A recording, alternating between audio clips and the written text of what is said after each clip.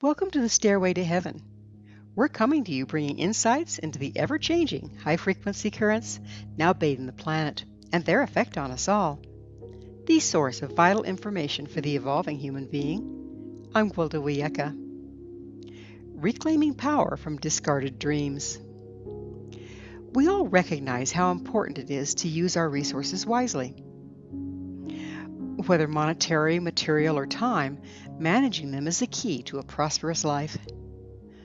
But few understand the underpinnings of manifestation and how much of our power to create may be tied up in old discarded projects, desires, and dreams. We might think manifestation begins in the physical world when we decide what we wish to create and gather the materials, resources, and people together to accomplish a chosen project. However, that stage is far down the line from where manifestation initiates. So, where does manifestation begin? In our imagination. If you can't imagine a thing, you can't create it. On the other hand, it's so much more complicated than just dreaming something up. Our imagination is greatly underestimated and misunderstood. We think a creative person mentally decides what they want and takes it to the physical execution point from there. In fact, the imagination is our link between the physical world and the quantum level of life, where all manifestation begins. When we're idly dreaming about creating something, we're actually using our personal frequency to build a matrix at the quantum level of life, around which the constituent parts are drawn before becoming physical. Once the matrix is built, it interfaces with life, drawing to it the things needed to make our dreams manifest in physical reality. We've all seen very successful people that seem to live charmed lives. They appear to easily attract abundance and good fortune. This is not by happenstance. Though they may not realize what they're doing, a successful person dreams what they want, sets their intent to make it happen, watches for synchronicities that point to the provisions appearing to help build the creation, and takes advantage of them. You can easily recognize these naturally gifted individuals. They're the ones for whom things just seem to work out, the ones who are able to build an empire out of a dream. They don't have to consciously understand the inner workings of manifestation for it to function for them, any more than they need to know what makes their heart beat. But they do have an innate sense of when to do what, combined with a belief that they can and will make it happen. Most of us are not so lucky. We have many restrictions and beliefs that prevent us from manifesting for ourselves. We can counteract many of the restrictions put upon our ability to create by understanding how manifestation works and consciously cooperating with it. Manifestation is a complex system, and I deal with varying aspects of it in other episodes. The portion of manifestation we'll be dealing with today is discovering what ties up our energy to manifest and how to free it. Most of us have experienced situations that cause us to doubt our own ability to manifest for ourselves. This leaves us without the necessary belief and confidence to effectively work the manifestation machinery. On a personal level, accessing and clearing negative beliefs can greatly enhance our ability to manifest. One major contributor to this dilemma that we are subject to en masse is a consumer-based society. Advertising teaches us we cannot make things happen without buying it from the system, that we're totally dependent on outside forces to provide for us. It programs us to wish and dream for material things with the promise that if we can just procure them, they'll make us happy. We then wish and dream for these things, never really believing we can acquire them. The act of wishing and dreaming uses our creative energy to start building a matrix at the quantum level. Then, not believing it'll happen, we discard the dream before it's manifest. This results in leaving part of our creative energy behind in partially formed matrices that we never revisit, much less dismantle and repurpose. Many myths, legends, and fairy tales are actually metaphorical representations of what happens at the quantum level and its impact on our lives. One of these allegories is to be found in Irish Celtic mythology, the evil Fomorians. The Fomorians were believed to be the gods of chaos and wild nature. They purportedly inhabited Ireland in ancient times. Fomorians were thought to be demonic prehistoric giants who raided and pillaged Ireland. When we address this myth from an energetic perspective, these so-called demons are actually created from our half-formed dreams, wishes, and intents.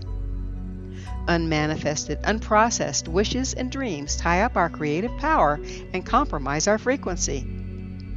This leaves us vulnerable to lack, plague, and misfortune as individuals and as a community.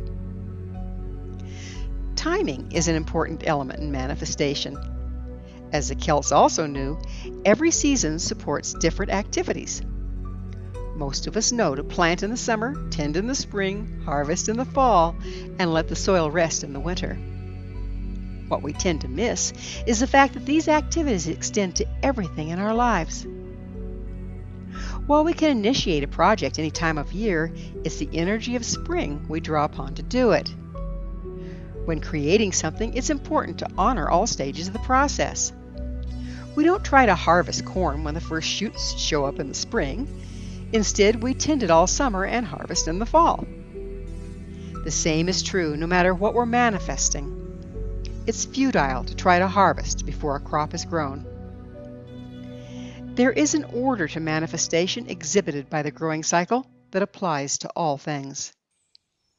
In the fall, we harvest, but we also sort and discern. We don't just pile the new harvest on top of the old potatoes in the root cellar. First, we remove last year's old, unused, probably decaying vegetables to compost and till back into the soil, where we leave it over winter. This not only prevents the old potatoes from spoiling the new ones, but enriches the soil for the next planting cycle. As above, so below. The same applies to the unused matrices we've left forgotten at the quantum level. The energy and principles of fall and harvest can be utilized to clear out and discard these old discarded matrices and free up our energy for the next planting.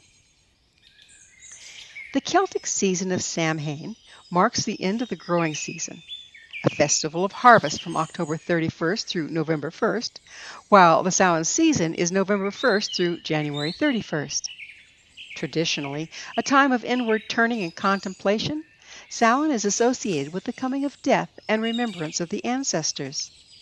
It's considered the time when the veils between realities, the land of the living and the land of spirit, are the thinnest. Samhain was the predecessor of our current celebration of Halloween or All Hallows' Eve, characterized by ghouls, goblins, and things that go bump in the night. Due to the thinning of veils and the natural sorting and discerning activities of the harvest, it's the best time of year to engage in the battle of the evil Fomorians. This fabled battle is the activity of breaking down what's no longer viable. It involves turning inward to discern what to harvest and what to compost in our lives. Once we've decided what old matrices no longer serve, we break them down to their constituent parts, aka composting them, freeing our energy to manifest anew.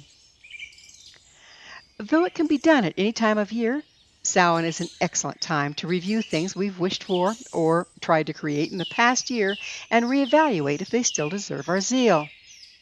If not, we can simply intend to reclaim our personal energy that's still tied up in the project before letting it go. By performing this task during the harvest season, we're also supported by the Earth's cycles. If we create a personal ritual and establish a tradition to faithfully perform every fall, we're tending to our energy every year, supported by the nature and the way life works.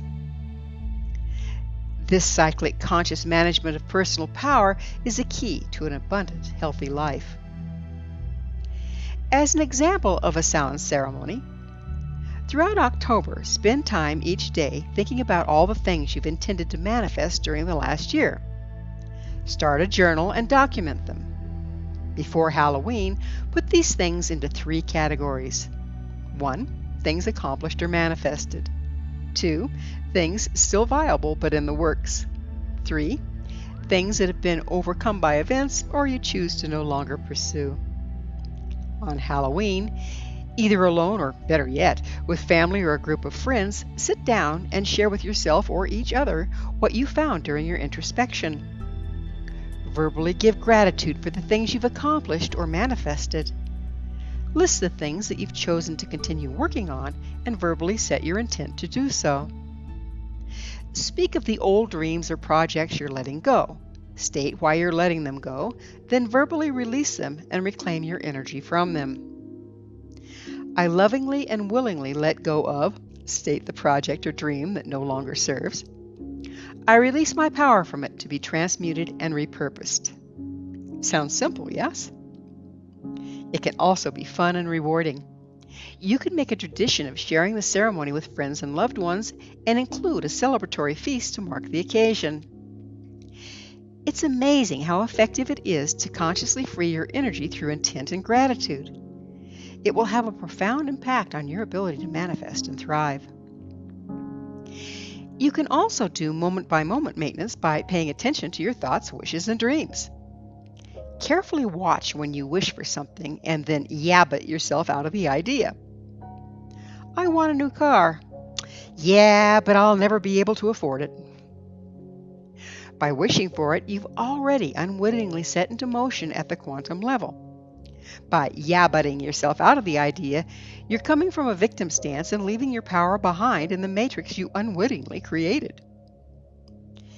It's important to dream our dreams to an end before engaging them through wish or intent. For example, I may entertain the idea of a new car, but moving deeper into the dream, I may uncover the fact that my old one still has a lot of life, and I can afford more trips if I use my money for vacation rather than take on large payments for a new car. I may then decide that the destinations are more important to me than the vehicle and focus my dreams and intentions on where I will be going on next holiday. I will then consciously decide to manifest the new car at this time, consciously decide not to manifest the new car at this time, and in so doing will automatically dismantle the half-formed matrix by repurposing my energy to create future vacations. By dreaming our dreams to the end, we can then decide from an empowered place what we wish to create rather than enter the victim state of, yeah, but poor me, I can't afford it. If we hold to the belief we always have enough, that we only need to manage our resources, it will go a long way to keep us in creativity and out of victim. Moving forward, an individual, family, or community can greatly benefit from deeply examining what's being considered for creation to discern if it's worth the investment of personal power and energy. By closely scrutinizing our wants, we can begin to recognize when we're driven by consumer programming rather than true need or desire. Once a worthy goal has been established, keeping a journal of what we initiate is a powerful way to anchor our intent. We can also revisit our journal every so often to reevaluate and release what no longer deserves our energy. We do indeed have all we need if we remember constant, conscious management of power is paramount to an abundant life. Thank you for joining me, Gwilda Wiyaka, on the Stairway to Heaven, where we provide updates on the energetic currents facilitating our evolution into conscious, powerful co-creators. As I'm sure you've noticed, not only do the Stairway to Heaven episodes stand alone, but they weave together to form a map to evolution and personal empowerment as we enter the new era. To revisit this or any of our past episodes, visit our archives at www.stairwaytoheavenmedia.com.